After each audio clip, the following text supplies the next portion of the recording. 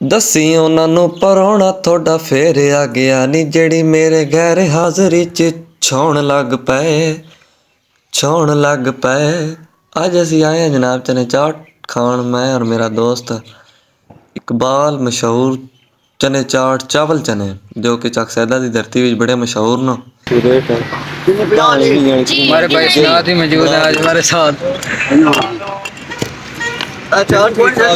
Saturday दुआ था। बाबा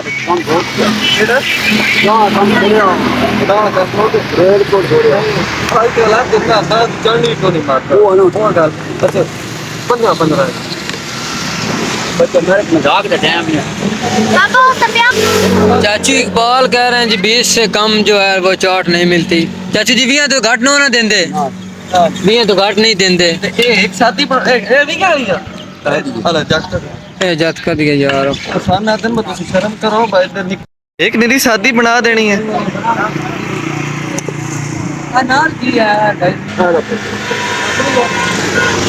लो जनाब साड़ी फरमाइश ते चाट बनू।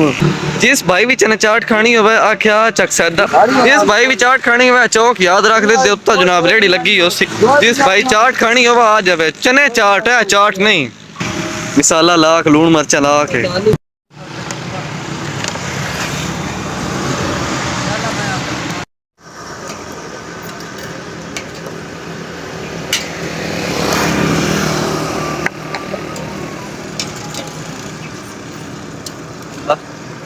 थोए हो